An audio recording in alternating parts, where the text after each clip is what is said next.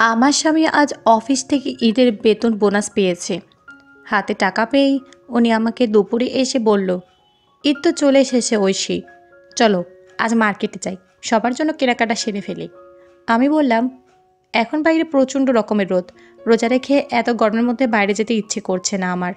তুমি একাই যাও না। তুমি না গেলে হবে নাকি? তুমি দেখে শুনে সবার জন্য কিনবে। অগত্যা বরের কথা যেতেই হলো। মার্কেটে এসে শাশুড়ির জন্য ঈদের শাড়ি কিনতে এসে আমার চোখ আটকে যায় তার পাশের খয়েরি রঙের শাড়িটার উপর। এই রঙটা আমার মায়ের খুব পছন্দের, কিন্তু মুখ ফুটে বরকে বলার সাহস হলো না। আমি শাড়িটা হাতে নিয়ে বারবার নাড়াচাড়া করছি। এরই মধ্যে শাশুড়ির জন্য নির্দিষ্ট একটা শাড়ি কিনলো বর, সেটাও আমার পছন্দ অনুযায়ী হলো। উনি দোকানিকে টাকা দিয়ে অন্য দোকানে যাবে বা কী কেনাকাটা করতে, কিন্তু আমি এখনও শাড়িটা হাতে নিয়ে বসে আছি। মায়ের জন্য এই শাড়ি কিনতে মন চাচ্ছে খুব। শাড়িটা রেখে চলে যেতে ইচ্ছে করছে না আমার। যা দেখে উনি আমাকে জিজ্ঞেস করলো, তুমি কি ওই শাড়িটা নিবে ঐশী? তোমার পছন্দ হয়েছে? আমি আমতা আমতা করে বললাম, এই রঙটা আমার মা খুব পছন্দ করে, মায়ের গায়ে এই শাড়িটা বেশ মানাবে। আমার মায়ের কথা বলতে বর মুখে বিকৃত করে ফেলল। এরপর আমাকে তাড়া দিয়ে বলল, ওটা রেখে দাও এখন, আমাদের এখন অনেক কেনাকাটা বাকি, চলো অন্য দোকানে যাই। রুম কি বলছে তার পাকিস্তানি ড্রেস চাই, নয়তো তার নাকি ঈদ হবে না। ওনার কথা শুনে মনে মনে ভীষণ কষ্ট অনুভব হলো আমার। মায়ের জন্য অতি পছন্দের শাড়িটা রেখে উঠতে হলো আমাকে। উনি ওনার মা বোন সবার কথা ভাবলো। আমার বাড়িতেও বৃদ্ধ বাবা মা আর ছোট একটা বোন রয়েছে, ওদের কথা একবার মনেও করলো না। ওনার কত তাড়া নিজের ফ্যামিলির জন্য।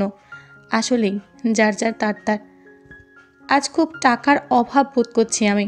মেয়েদের পুরোপুরি স্বামীর ওপর নির্ভরশীল হওয়ার চাইতে নিজের উপার্জনের ওপর নির্ভরশীল হওয়া উচিত। আজ আমিও যদি কিছুটা ইনকাম করতে পারতাম, হয়তো শখের জিনিসগুলো আমিও আমার বাবা মা বোনকে দিতে পারতাম। আমি মেয়ে, তাও ঈদ আসলে আমার বাবা মা বোনকে কিছু দিতে ইচ্ছে করে, ভালো মন্দ খাওয়াতে ইচ্ছে করে, কিন্তু আমার স্বাদ আছে কিন্তু সাধ্য নাই। চাপা দীর্ঘশ্বাস ছেড়ে ততক্ষণাৎ শাড়িটা রেখে লজ্জিত মুখে উঠে দাঁড়ালাম আমি। বর আগে আগে হাঁটছে। আমার এই গোপন ব্যথা উপলব্ধি করতে পারল না মানুষটা, আর না চেষ্টা করছে।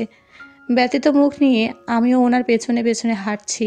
ননদের জন্য ড্রেস কিনতে এসে আমারও ইচ্ছে হলো ছোট বোনটার জন্য কিছু একটা কিনতে, কিন্তু এবার আর সেই একই ভুল করলাম না, প্রকাশ করলাম না কিচ্ছুটি।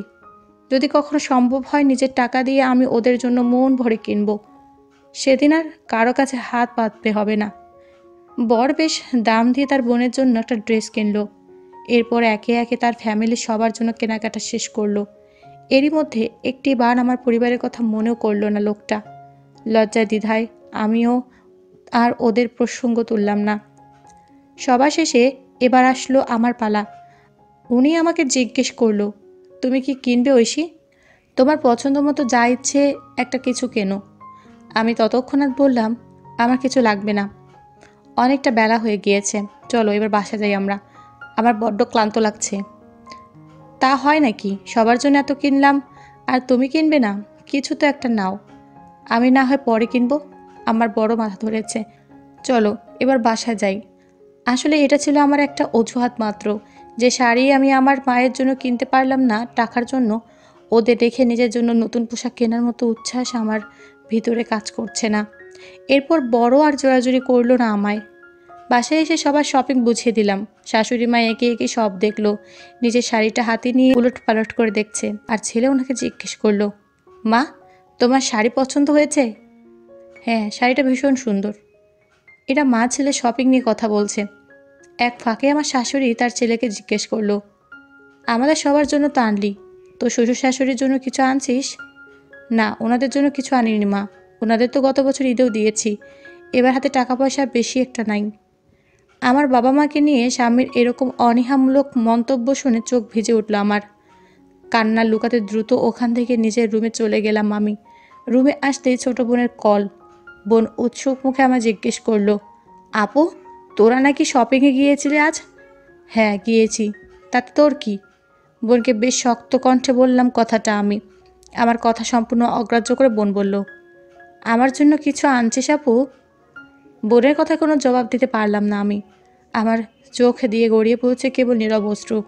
এক আকাশ সমান চাপা ব্যথা নিয়ে ততক্ষণাৎ ফোন কেটে দিলাম আমি। আমার এই গোপন ব্যথা, নীরব অশ্রুর যন্ত্রণা আটকে থাকলো চার দেয়ালের মাঝে।